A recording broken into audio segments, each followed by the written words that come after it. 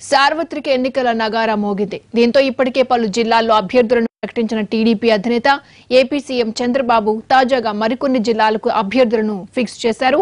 ఇప్పటి వరకు మొత్తం 115 మంది అభ్యర్థుల్ని టీడీపీ అధిష్టానం ఖరారు చేసింది. ఇంకా 60 నియోజకవర్గాల్లో అభ్యర్థులను ప్రకటించాల్సి ఉంది. ఇవాళ సాయంత్రానికల్లా మరో 30 మంది అభ్యర్థుల ఎంపికపై స్పష్టత వచ్చే అవకాశం ఉన్నట్టు సమాచారం.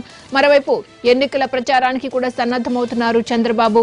తిరుపతిలో వెంకటేశ్వర స్వామిని దర్శనం చేసుకుని ప్రచారం ప్రారంభిస్తామని తెలిపారు. స్వామి దర్శనం తర్వాత సేవామిత్ర కార్యకర్తలతో సమావేశంలో పాల్గొంటారు ఆయన. అనంతరం శ్రీకాకుళం నుంచి ఎన్నికల ప్రచారం ప్రారంభిస్తామని స్పష్టం చేశారు చంద్రబాబు. మీ భవిష్యత్తు నా బాధ్యత అనే స్లోగన్తో ప్రచారం మొదలు పెడతామని వివరించారు ఏపీ ముఖ్యమంత్రి.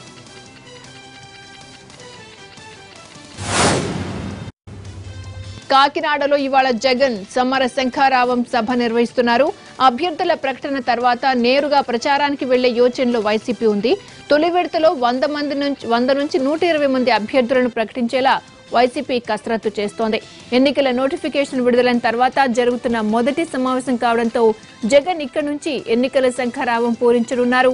ఈ సందర్భంగా జగన్ సమక్షంలో పలువురు ప్రముఖులు వైసీపీలో చేరనున్నారు. కార్యకర్తలకు, బూత్ కమిటీ మెంబర్లకు, వివిధ స్థాయిల్లో ఉన్న నాయకులకు, అనుబంధ సంఘాల నేతలకు దిశానిర్దేశం చేయనున్నారు. ప్రముఖ సినీ నటుడు అలీ వైసీపీ తీర్థం పుచ్చుకోనున్నారు. జగన్ సమక్షంలో ఇవాళ ఉదయం అలీ వైసీపీలో చేరనున్నారు. పార్టీ కండువా కప్పి సాదరంగా ఆహ్వానించనున్నారు జగన్. నేడు కాకినాడలో వైసీపీ సమర శంఖారావం సభ ఉండటంతో ఉదయమే అలీని జగన్ ఆహ్వానించనున్నారు. అనంతరం కాకినాడ వెళ్లనున్నారు. కాగా ఇప్పటికే అలీ, జగన్, సీఎం చంద్రబాబు, పవన్ కళ్యాణ్ తో వరుసగా భేటీ అయ్యారు. నిన్న మొన్నటి వరకు కూడా ఆయన టీడీపీ తీర్థం పుచ్చుకుంటారని, గుంటూరు పశ్చిమ లేదా రాజమండ్రి అసెంబ్లీ నుంచి పోటీ చేస్తారని ప్రచారం జరిగింది. అయితే అందరికీ షాక్ ఇచ్చిన అలీ సడన్ గా వైసీపీ గూటికి చేరుతుండటం చర్చనీయాంశంగా మారింది.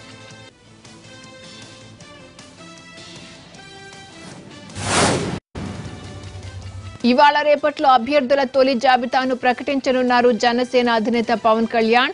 స్క్రీనింగ్ కమిటీ ముందుకు వచ్చిన దరఖాస్తుల నుంచి పవన్ కళ్యాణ్ తొలి జాబితా ప్రకటించనున్నారు. తొలి జాబితా విడుదల చేసే దిశగా పవన్ సన్నాహాలు చేస్తున్నారు. అటు ఎంపీ సీట్ల ఖరారుపై కూడా కసరత్తులు ప్రారంభించారు జనసేనాని. ఇప్పటికే నర్సాపురం, విశాఖ అభ్యర్థులకు పని చేసుకోమని చెప్పేసిన పవన్ మిగతా స్థానాలపై కూడా దృష్టి సారించారు. వామపక్షాలు 4 ఎంపీ సీట్లు కోరుతున్నాయి. ఇటు తెలంగాణలో పార్లమెంటుకు పోటీ చేస్తామన్న పవన్ అభ్యర్థులను పెడతారా లేక అసెంబ్లీ స్థానాల్లాగా విరమించుకుంటారా అనేది కూడా నెలాఖరులోపు తేలుతుంది. బరిలోకి దిగనున్న పార్టీ అభ్యర్థులపై పవన్ సమాలోచనలు జరుపుతున్నారు. వీలైనంత త్వరగా ఎన్నికల ప్రచారానికి సంబంధించి ఉత్తరాంధ్ర, ఉభయ గోదావరి, అమరావతిలో పర్యటించడానికి పవన్ సిద్ధమవుతున్నారు. టీడీపీ, వైసీపీ లిస్టులు ప్రకటించిన వెంటనే తమ లిస్టును విడుదల చేయనున్నారు పవన్.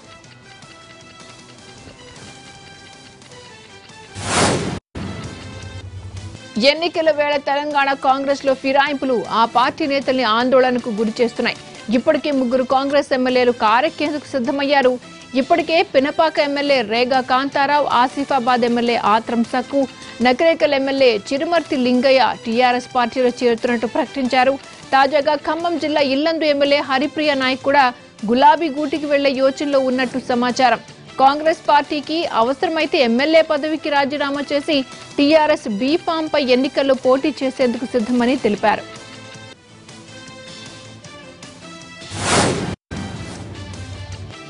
మరోవైపు మాజీ మంత్రి, కాంగ్రెస్ పార్టీ సీనియర్ నేత, రంగారెడ్డి జిల్లా మహేశ్వరం ఎమ్మెల్యే సబితా ఇంద్రారెడ్డి కూడా టీఆర్ఎస్ లో చేరనున్నట్లు తెలుస్తోంది. పార్టీలో చేరికపై ఇప్పటికే ఆమె టీఆర్ఎస్ వర్కింగ్ ప్రెసిడెంట్ కేటీఆర్ తో భేటీ అయినట్లు సమాచారం. టీఆర్ఎస్ లో చేరికపై ఇవాళ ఉదయం తన అనుచరులతో సబితా ఇంద్రారెడ్డి సమావేశం కానున్నారు.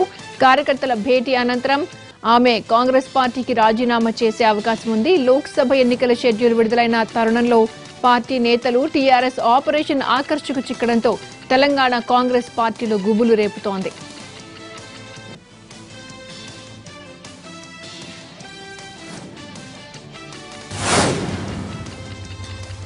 డేటా చోరీ కేసుకు సంబంధించి ఏపీ సర్కార్ ఏర్పాటు చేసిన ప్రత్యేక దర్యాప్తు బృందం సిట్ ఇవాళ నుంచి పూర్తి స్థాయిలో పని ప్రారంభించబోతోంది. అడిషనల్ డీజీ బాలసుబ్రహ్మణ్యం నేతృత్వంలో ఏర్పాటైన సిట్లోని అధికారులు ఇప్పటికే సమావేశమై సుదీర్ఘంగా చర్చించారు. టీడీపీ రాష్ట్ర అధ్యక్షుడు కళా వెంకట్రావు ఇచ్చిన ఫిర్యాదుల అంశాలను పరిశీలించి అందులో అనుమానాలు, ఆరోపణలపై అధికారులు ఎవరి స్థాయిలో వారు అభిప్రాయాలు వెల్లడించారు. తెలుగుదేశం పార్టీ యాప్ లో ఏముంది, అందులో ఎటువంటి వివరాలు ఉన్నాయి, వాటిని ఎలా డౌన్లోడ్ చేశారు, ఎవరికి ఆ అవసరం ఉంది, ఇలా పలు కోణాల్లో చర్చించుకున్నారు. డేటా తస్కరణకు సంబంధించి డిజిటల్ ఆడిట్ ద్వారా నిగ్గు తేల్చడమే మొదటి పనిగా సిట్ నిర్ణయించుకుంది. ఆ తర్వాత మూలాలను వెతుకుతూ వెళ్లాలని భావిస్తున్నారు. అవసరమైన కంప్యూటర్లు, సిబ్బంది అందుబాటులోకి వస్తారని తెలిపారు.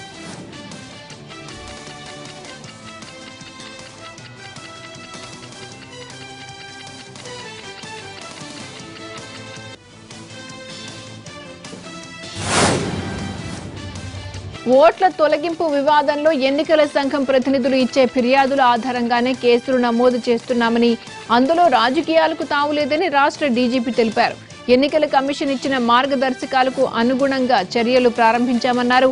సమస్యాత్మక ప్రాంతాలు, ఏజెన్సీల్లో పోలింగ్ బూత్ల వద్ద పటిష్ట బందోబస్తు ఏర్పాటు చేయడంపై దృష్టి సారించామన్నారు.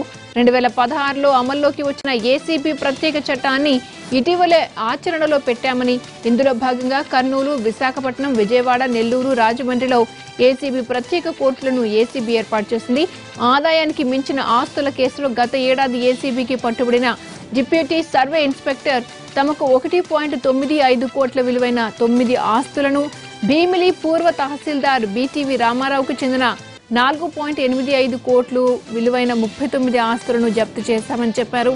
ఏసీబీ కోర్టులో కేసు విచారణ పూర్తయ్యే వరకు ఆయా ఆస్తులన్నీ ప్రభుత్వ అధీనంలో ఉంటాయని తెలిపారు డీజీపీ.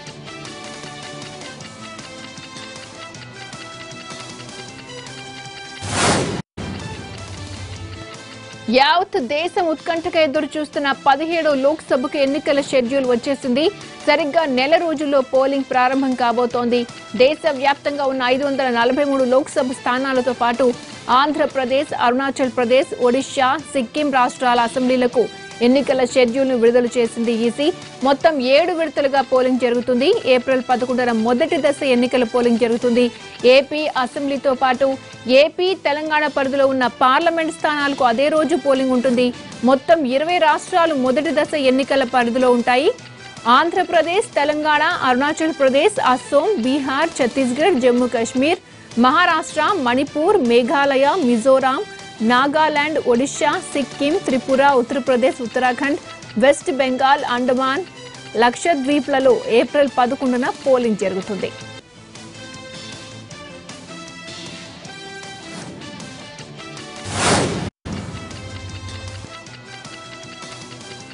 ఇక దేశవ్యాప్తంగా 13 రాష్ట్రాల్లోని 97 నియోజకవర్గాల్లో ఏప్రిల్ 18న 2వ విడత పోలింగ్ జరుగుతుంది. ఏప్రిల్ 23న 14 రాష్ట్రాల్లో 3వ విడత పోలింగ్ జరుగుతుంది. 3వ విడతలో మొత్తం 115 నియోజకవర్గాలున్నాయి. ఏప్రిల్ 29న 71 స్థానాలలో 4వ విడత పోలింగ్ 9 రాష్ట్రాల్లో జరుగుతుంది. మే 6న 5వ విడత పోలింగ్ 7 రాష్ట్రాల్లోని 51 నియోజకవర్గాల్లో జరుగుతుంది. మే 12న 6వ విడత పోలింగ్ 7 రాష్ట్రాల్లోని 59 స్థానాలకు పోలింగ్ నిర్వహిస్తారు. మే 19తో చివరి దశ పోలింగ్ ముగుస్తుంది. లాస్ట్ ఫేజ్ లో 8 రాష్ట్రాల్లోని 59 స్థానాలకు ఓటింగ్ జరుగుతుంది. తొలిసారిగా ఈవీఎంలపై అభ్యర్థుల ఫోటోలు ప్రచురించాలని ఈసీ నిర్ణయించింది.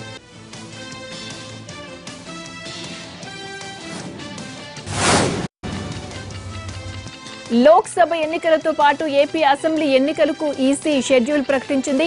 మొత్తం దేశవ్యాప్తంగా 7 దశల్లో ఎన్నికలు నిర్వహిస్తుండగా ఏపీ, తెలంగాణలో మాత్రం తొలి దశలోనే ప్రక్రియ పూర్తి చేయనున్నారు.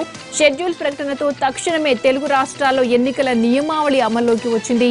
ఏపీ, తెలంగాణలో మొదటి దశలోనే అంటే ఏప్రిల్ 11న ఎన్నికలు పూర్తి కానున్నాయి. ఏపీ శాసనసభ 175 నియోజకవర్గాలకు ఈ నెల 18న నోటిఫికేషన్ విడుదలవుతుంది. అదే రోజు నుంచి నామినేషన్ ప్రక్రియ ప్రారంభమవుతుంది. నామినేషన్ చివరి తేదీ మార్చి 25, నామినేషన్ల పరిశీలన 26న జరుగుతుంది. నామినేషన్ విత్ డ్రా మార్చి 28 వరకు గడువుంది. ఏప్రిల్ 11న పోలింగ్ నిర్వహించనున్నారు. అయితే దేశవ్యాప్తంగా నిర్వహిస్తున్న 7 దశల్లో ఎన్నికల ప్రక్రియ పూర్తి అయ్యేసరికి కౌంటింగ్ నిర్వహించరు. లోక్సభ ఫలితాలతో పాటు ఏపీ శాసనసభ ఫలితాలు కూడా మే 23న వెల్లడిస్తారు.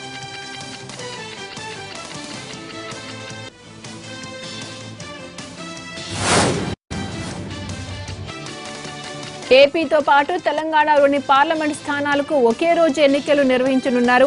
ఏప్రిల్ 11న తెలంగాణలోని 17 పార్లమెంట్ నియోజకవర్గాలకు ఎన్నికలు జరగనున్నాయి. 2014లో తెలుగు రాష్ట్రాల్లో ఒకేసారి అసెంబ్లీ, లోక్సభ ఎన్నికలు జరిగాయి. ఈసారి తెలంగాణలో టీఆర్ఎస్ ప్రభుత్వం ముందస్తు ఎన్నికలకు వెళ్లింది. తెలంగాణ అసెంబ్లీ ఎన్నికలు ముగిశాయి.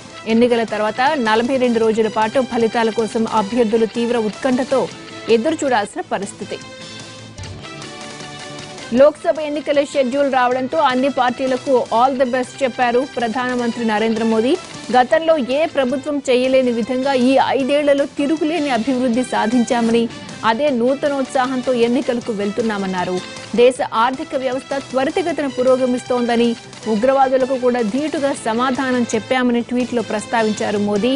అవినీతిని రూపుమాపి అవినీతి పరులకు శిక్ష విధించడంలో కూడా తమ ప్రభుత్వం ముందుందని చెప్పారు.